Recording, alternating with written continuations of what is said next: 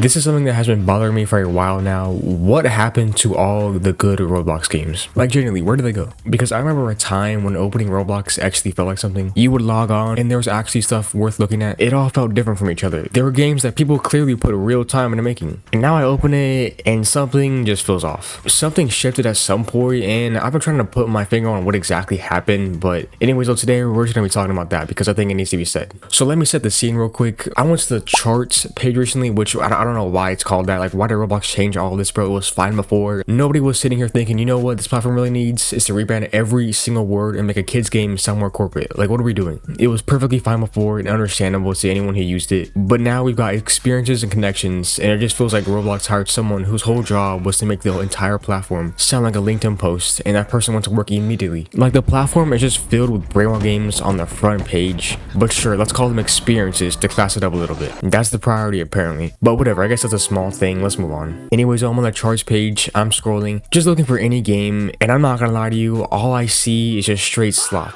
Just a lot of it. The sheer amount of volume of low quality cash app games sitting at the top of the charts right now is actually kind of insane when you look at it all together. And I want to be clear about something here, because I'm not trying to blame the people making these games. They are getting bread, and it's not easy to build something that gets traction on this platform. It takes some level of skill and understanding of what the audience responds to. And you know what, bro? I respect the hustle, even when I don't respect the product. But you have to scroll for a while before you see something that actually looks like someone put real sustained effort into making it. And that's weird, because aren't the charts supposed to be showing you the best of what the platform has to offer? I mean, isn't that the whole point of the charts page? But I guess it is the brand stuff that is the best, so you know, whatever. Because what's rising to the top right now definitely does not look like the best stuff. The thing that gets me the most though is how similar they are all to each other. The copy paste situation in Roblox right now is pretty out of control, and if you spend any amount of time on the platform, you already know exactly what I'm talking about. Like, one game will do something that gets traction. It could be anything, you know, mechanic, a theme, and within 2 weeks there are 15 versions of the same concept, all trying to do the same thing. You know, same basic loop, slightly different name, different thumbnail, same result, and they all somehow end up on the front page competing with each other for the same players. And unfortunately, the way the platform works right now, a game that is designed to keep someone clicking the same button for 3 hours straight is going to generate better numbers regardless of whether there is actually anything interesting about it. I mean, sure, the engagement is real, but the game really isn't. And like I said before, I am not trying to hate on the creators specifically, because they saw what was working. They took advantage of it, and they're probably making a fat bag with it. So I understand the logic. I'm not gonna lie, if I wasn't so lazy and was a little more desperate and also knew how to build a Roblox game, and I saw a certain type of game that was printing money, bro, I'm not gonna lie, I think I'm definitely gonna do it too. I understand it as a decision, even if the result was a front page that's painful to look at. Like, why do we have a fishing brainrot game, bro? It basically exists, bro. Just play Seal of Brainrot. It's basically the same thing. Like, why are there multiple versions of the same game? But whatever, dude. Here we are with multiple versions of it all sitting on the charts because someone saw the numbers on their original and they cashed in, bro. I'm not gonna lie. And this is basically happening with every popular Roblox game on the platform right now. Whatever is trending becomes a template, and the template gets copied until the trend dies, and then everyone moves to the next thing. And it feels like within all of this, the games that actually deserve more of a spotlight just never get it because there's no space for them. Now though, here's where I want to be fair about something, because I think the full picture matters too, and I don't want this to just be a one-sided thing. I do understand why Roblox is the way it is to a real degree. You know, obviously the platform's main audience is younger kids. You know, a lot of them are iPads or lower end devices that cannot run anything with higher graphical demands or any more complex systems running in the background. And I understand developers have to actually account for that when they're making something. So when a developer is thinking about who their game actually needs to work for, they're thinking about that. And naturally, that pushes development towards simpler and lighter games that can run on basically anything without any issues. But I'm not gonna lie, I do feel bad when I think about what that means for the younger kids on the platform right now. Because if Roblox is your main gaming experience and the diet of content you're getting fed is mostly these repetitive low engagement games,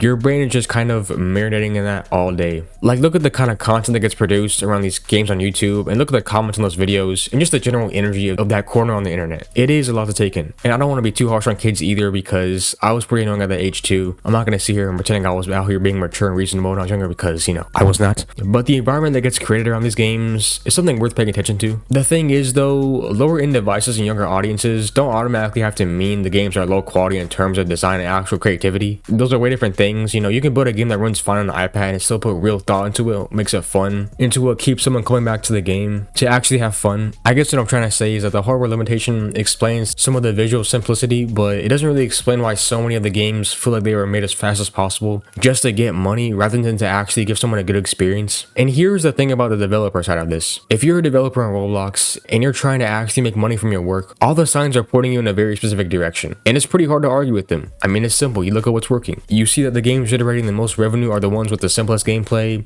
basically the brainwater games. Because why spend 6 months building something ambitious and risk it never getting traction when you could build something way simpler in a fraction of that time and have a much more predictable and better outcome? Like, the entire structure of the platform right now is basically designed to produce exactly what the front page looks like right now. And individual developers making that decision based on that structure aren't the root problem, you know, it's really just the structure itself. Like I said, bro, if you spend 6 months building something with high quality graphics and all that complex gameplay, you're probably not going to get as much traction as someone who spends 2 weeks building something simple with some kind of addictive loop. And right now, what the platform looks like is a front page full of things optimized for engagement over anything else. And Roblox as a company knows all this, like they have to. They have visibility into everything that happens on the platform. They know which games are making money and exactly how they're making it. They know the ages of who's playing what, because that's what makes the platform money and keeps advertisers and investors happy. That's just how business works. But it just sucks because the side effect of all this is that the quality games just get buried under everything else. They never get the push they need to build an audience because the algorithm is always going to favor whatever already has numbers, and the things that deserve more attention rarely have the numbers yet because they never got surfaced in the first place. It kind of feels like a catch that the platform doesn't really seem motivated to solve. What I actually want to see though, and maybe this is wishful thinking, but I'm gonna say it anyways, is just more actual high quality games getting real promotion. Not just a random today's pick section that feels like it was created by someone with no criteria. I'm talking about elevating games that show real craft even when they don't have the biggest numbers yet. Games that I can replay without having to grind for hours. Games where I'm just having fun and not thinking about a progression system or a battle pass or whatever. Just games that are actually good. Roblox is a business and I understand that. I already know how they move. But overall, Roblox at its best is capable of producing some remarkable stuff. And right now, it's making you work really hard to find any of it. Which actually brings me to what I wanted this whole video to be about before I got into all the other stuff. Because there are good games still there. They haven't disappeared. People are still building things on Roblox in 2026 that are actually worth your time. They're just not the ones you're going to find by refreshing the front page. So let me just talk about some of them because they deserve it. Alright, first off, Guts and Black Powder is one of the best games in Roblox in my opinion. And I will say that with full confidence every single time it comes up. The whole concept though is that you are in the Napoleonic era, full of zombies, and you're working with other players to survive 2 different campaigns and last stand modes. And I know that description might sound simple, but dude, the whole execution of all of it is something else. If you've ever played Left 4 Dead, you are going to love this game immediately because it scratches a very similar itch but with its own identity. I mean, the map designs are great, each one has its different feel, and there are callouts in different languages for almost every nation, and it just helps with the immersion so much. Like, this is awesome. The game still looks and feels amazing, and the developers are so actively working on it too and adding content, which matters a lot for long-term replayability. I will glaze this game any chance I get, and I ain't no shame about it either. I've been playing this game for a while now, and I do have a lot of videos on this channel that are just me playing this game, but this has been one of the only games I've consistently come back to on Roblox for a while now. The last game that had me like that was Reason to Die Awakening, and if you know, you know. If you don't, you don't. But it was just a different era, and it was great. But G&B carries the same energy for me, and I feel like it's better though. But please play it, bro. Genuinely, if you take one thing away from this video, let it be that, bro. Just play it. It's awesome. Bleeding Blades is also another one that I think deserves more attention than it gets. It's a combat game, and on the surface, it's pretty straightforward, but the thing that makes it stand out is the replayability. Same with Guts and Black Powder. This is a game where you're just having fun. There's no massive grind hanging over anything. There's no system where someone who spent 1,000 hours has some completely overpowered weapon that makes the whole experience feel pointless if you're new. Low-key, now that I think about it, that was RTDA, you know, if you know, you know. But anyways, you just play, you get better, and you have a good time. And I get that's pretty simple, but what makes it simple is that there's no grind, you know what I mean? Like, I feel like all these brainwater games, they all have something to grind for, and the games that I like don't have that or don't even require it. The most important thing a game can do is be fun in a way that doesn't require you to invest hours before the fun starts, and Bleeding Blades does that. And then there's Soda Thief Studios. Now, this isn't a single game, but a developer that I think deserves a shout out because the quality of what they produce is on another level, bro. You might have seen Parasite or Hunting Season from them, and if you haven't, go look them up after this. But the visual quality and the design of what they're making, that honestly feels Steam worthy. Like, if you had shown me some of these games without telling me they are Roblox games, bro, I'd believe these are games made off of like Unity or something. But the fact that stuff like this exists on the platform and doesn't get the mainstream attention it deserves is the whole point of this video, summed up in one example. know, the platform just doesn't bring it to the surface. But yeah, let me know what y'all are playing right now in the comments though. I'd be down to do a stream with some random games with y'all. And join the Discord if you want to post some suggestions for future videos as well. Subscribe and peace.